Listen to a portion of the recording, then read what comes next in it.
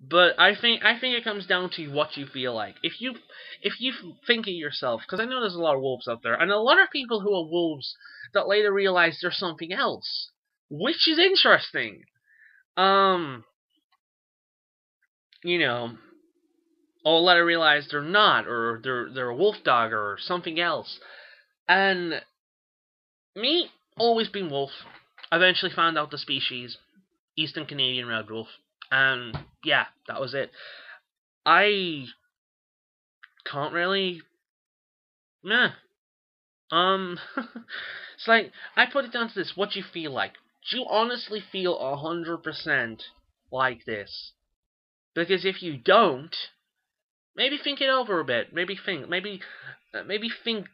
As they say, meditate on it. I don't really meditate, but as they say, meditate on it. Think about it. If you don't feel 100%, if you don't feel 100% that this kin type is correct, then think about it. So, yeah. Perhaps you may not be. You may have talked about this before. I'm not sure. How does your kin type manifest itself in your life, as compared to how the rest of your wolf? As compared to the rest of us, how are you wolf in habit and personality? You know, this kind of reminds me of a question you'd see on a lot of furry and social networking sites. Basically, what makes you think you're furry, or why do you think that you're said kin type? And I don't know. I tend to answer this question with a question: what makes you think you're human? Tell me what you do in your life that makes you human. That makes you think you're human. What little quirks and personality traits do you have that makes you human?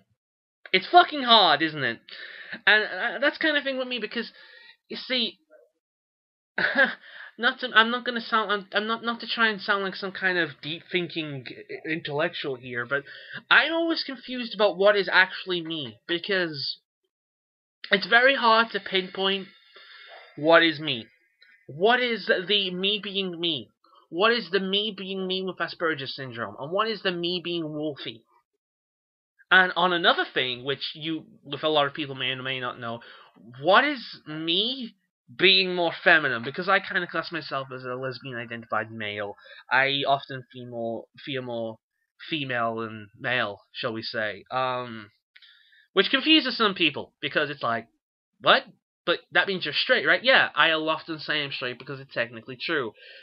It's interesting because a lot of people think I'm gay when they meet me. I even have a bi friend that is convinced that I'm bi and just in denial about it, which is fucking awesome. But it's weird because it's interesting because he doesn't know what he can talk about around me, because he can talk about his relationships or the kind of guy he finds really hot, and what he'd like to do, and I'm perfectly comfortable with that. Which is interesting, because I might not be as comfortable if someone was talking about a female like that. Which is interesting. It's like if some guy talked about this girl he thought was really hot and what he'd like to do with her, I'd be like, oh dude, will you shut up? So that is interesting. But a guy talking about what he would like to do with another guy. Oh, I find that I love that. That's really interesting. I can get into that, which is weird. But yeah, so it's kind of like, what is me being me? What is me being me with Asperger's syndrome? What is me being wolfy? And what is me being female me? That's like 4 me's. Me, me, me, me. Me, me, me, me, me. So, yeah. And when you scrunch them all together, it's me, Mario. So why the fuck did I do that? Therein lies the questions. I don't know what makes me wolfy. I just feel wolfy. And the only things I can point out would be, if I pointed out certain things, it would sound stereotypical. It would also be a bunch of things that could be pointed to a bunch of other animals, or that's just human in general. Also, various things I point out could be related to my furriness as well. It's like my tendency to growl when I'm annoyed. You know, if I'm playing a game and I get really pissed off with it, I can't fake it, but it'll be something like... Or if somebody gets... If a friend is taking the piss out of me in a in a good way, in a funny way, I'll just go and just leave it as that. You know, but that's more of a furry thing. I don't really consider. Maybe it is a furry thing. I don't know. I used to have a tendency to howl. I don't really do that much anymore.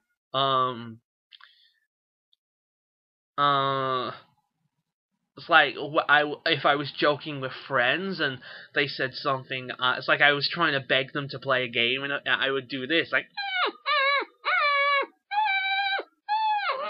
So once again, that's not really, that's more of a furry thing.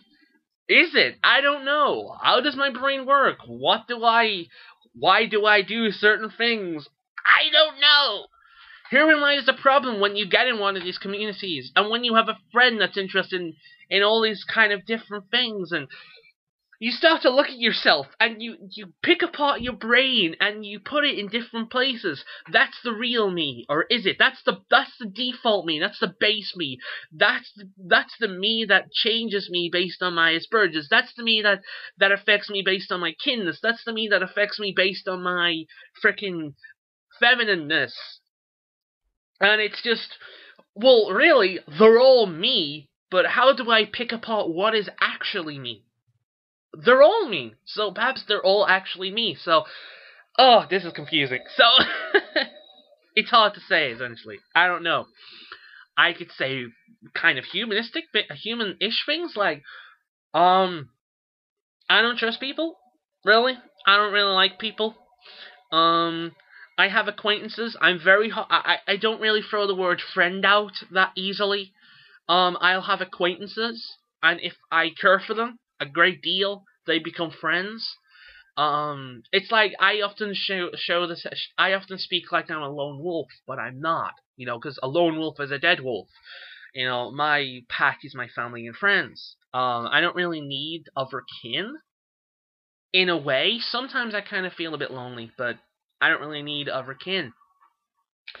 As for the furry community, the kin community did help me out quite a bit when I first awoke.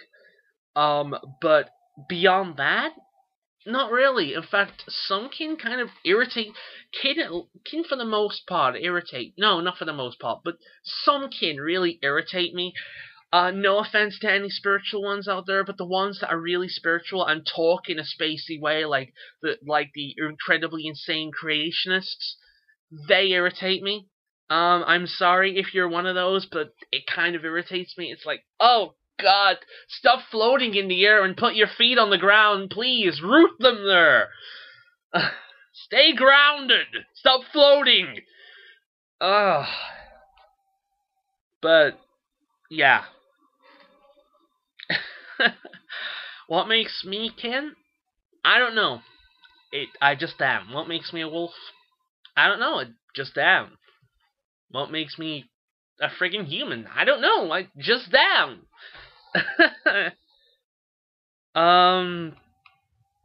So that was kind of long-winded. Oh, this has moved on to 2 videos now. I didn't notice that. And the final one is videos on aquatic kin. I don't know any. I might know one. I don't know any. It's interesting. I know a fennec fox who loves water, if that counts, which is interesting. You know, my best friend, she's a fennec fox and she loves water. I don't know any aquatic kin. It will be interesting though. You know, I would imagine the kind of aquatic kin would love water, would like water sports like surfing and diving, and that would be really interesting actually. If you were an aquatic kin, you knew how to dive, and you know you go underwater and be with your fellow fishies and dolphins and sharks, whatever you are. Or whales, you know, aquatic mammals, and well, not that dolphins are fish, but you know, aquatic mammals and that kind of thing. That would be interesting. That would be cool. But unfortunately, I don't know any aquatic kin. I think it's the same. I look at it kind of the same as birdkin, though. I think aquatic kin and birdkin have it worse off than land-based kin, like wolves and cats and, and fucking honey badgers.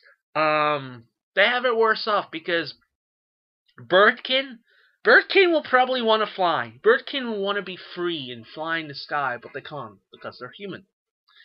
And it must be very horrible to look at a flock of birds flying across the sky and longing to be part of it, but no, you can't.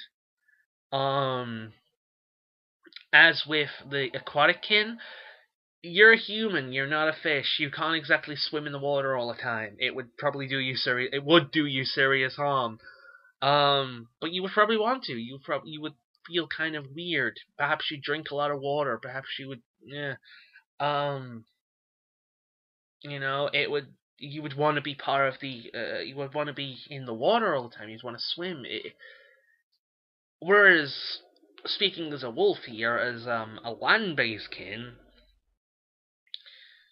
it can be difficult at times, like, especially since I'm a big fat bastard with no stamina.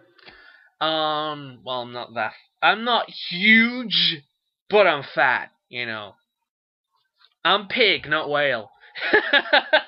No offense to any pig or whale kin out there. Poor whales, they're always depressed. Meh. People are taking the piss out of me. Meh. Yes, I am stealing that joke. Never mind. But yeah, I'll often feel the need to run. When I'm walking, I want to go on all fours, and it's horrible because I know I can't run. And when I do run, I want to run on all fours, but I know I can't, and that's horrible. And when I met wolves for the first time, it was alright, for lack of a better word, it was one of the most spiritual and awesome experiences of my life. Thank you. You know who you are, who sorted out if you're watching this video. Thank you so much for that. So much. I got there, we pulled up, and the first thing you heard was a wolf howl. And it was a chill down the spine. It was like family calling to you, and it was incredible just hearing the howl.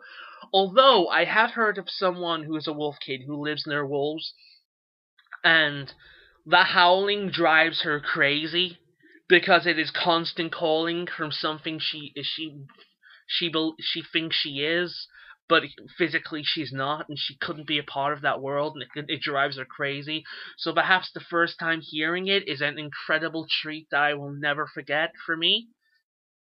But for someone who's constantly hearing it, it's a constant reminder of what you're not, or what you can't be, or what you can't be a part of. So it can be hard for everyone, but I imagine bird and aquatic kin would be a lot harder. Especially birdkin. I have a great amount of respect for birdkin because I could understandably wish to fly. I really could. So, yeah. An aquatic birdkin? Woo! You have it so bad. Any ducks or swans or pelicans out there, or seagulls, I feel so bad for. I'm sorry. I have to turn everything into a joke, but you get what I mean. So, I think that's maybe 2 or 3 videos, depending on how I split it apart, so yay! Woo! Thank you, King Community! You gave me something to ramble about. I hope you didn't fall asleep. And if you did, I hope you had a really nice sleep. So, this is from Andrew H, giving you and me a much-needed braingasm. Hasta la vista.